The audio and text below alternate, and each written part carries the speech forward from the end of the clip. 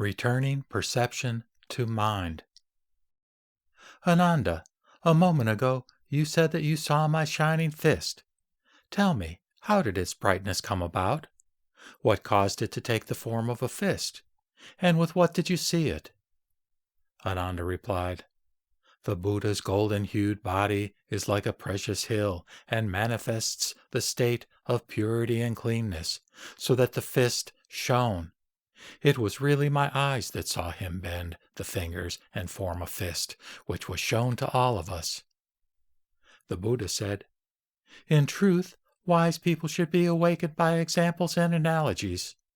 Ananda, if I had no hand, I would have no fist, and if you had no eyes, you would have no faculty of seeing.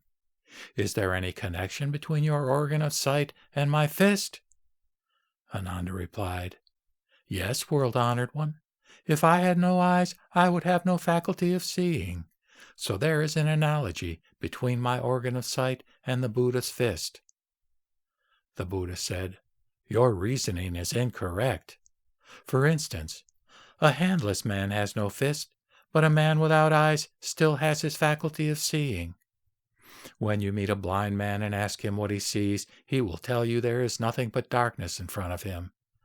Therefore, though things may be screened from view, the faculty of seeing continues. Ananda said, If a blind man sees nothing but darkness before him, how can this be called seeing? The Buddha asked, Is there any difference between the darkness seen by a blind man in front of him and that seen by a man who is not blind when he is in a dark room? Ananda replied, World-honored one, there is no difference. The Buddha said, Ananda, when a blind man who used to see only darkness suddenly recovers his sight and sees everything clearly, if you say it is in his eyes which see, then when a man who saw darkness in a dark room suddenly lights a lamp which enables him to see what is there, you should say that it is the lamp that sees. If a lamp can see things, it should have the faculty of seeing and should not be called a lamp. If it really sees, it has no relation to you. Therefore, you should know that while the lamp can reveal form, seeing comes from the eyes, but not from the lamp. Likewise, while your eyes can reveal form, the nature of seeing comes from the mind, but not from the eyes. Inverted men. Although Ananda and the assembly had heard these words, they remained speechless.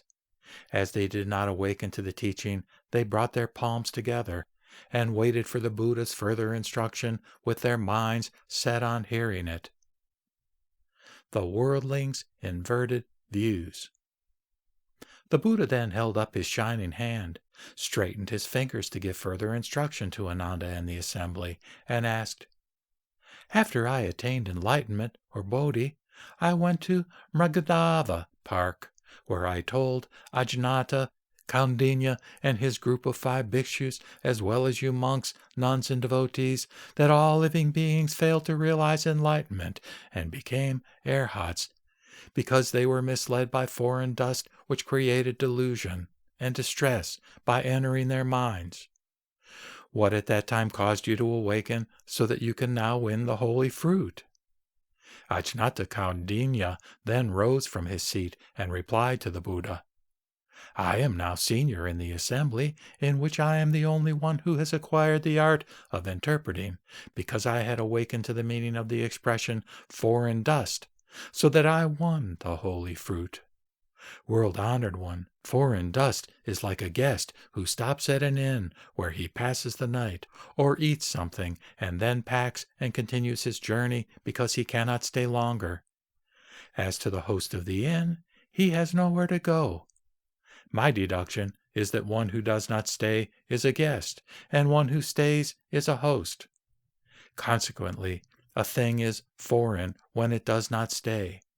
Again, when the sun rises in a clear sky and its light enters the house through an opening, the dust is seen to dance in the ray of light, whereas the empty space does not move. I deduce that that which is still is the void, and that which moves is the dust. Consequently, a thing is dust when it moves. The Buddha said, Correct. the Hinayanist's inverted views. The Buddha then bent, straightened, and rebent his fingers and asked Ananda, "What did you see?" Ananda replied, "I saw the Buddha open and close his fist." The Buddha asked, "You say that you saw my fist open and close. Was it my fist or your seeing that opened and closed?" Ananda replied, "As the Buddha's fist opened and closed, I saw that it and not the nature of my seeing did so by itself." The Buddha asked, "Which one moved and which was still?" Ananda replied, "The Buddha's hand was not still.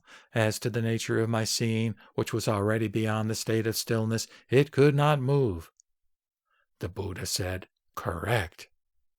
Thereupon, the Buddha sent out from his palm a radiant ray of light to Ananda's right, and the disciple turned to look at it. Then he sent out another ray to Ananda's left, and the disciple turned to look at it. The Buddha then asked, "Why did your head move?"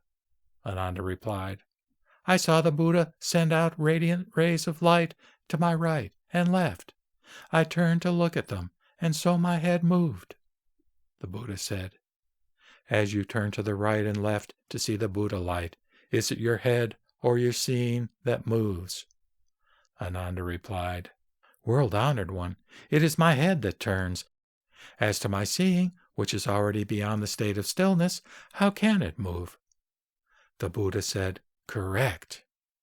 The Buddha then declared to the assembly, "So every worldly man knows that what moves is dust, and that he who does not stay is a guest. You have seen Ananda, whose head moved of itself, whereas his seeing was unmoved. You have also seen my fist, which opened and closed of itself, whereas his seeing neither expanded nor contracted. Why do you still regard the moving as your body and surroundings, and so from the beginning to end allow your thoughts to rise and fall without interruption, thereby losing sight of your true nature and indulging in backward actions? By missing the true mind of your nature and by mistaking illusory objects for yourselves, you allow yourselves to be caught in the wheel of samsara, thereby forcing yourselves to pass through transmigrations."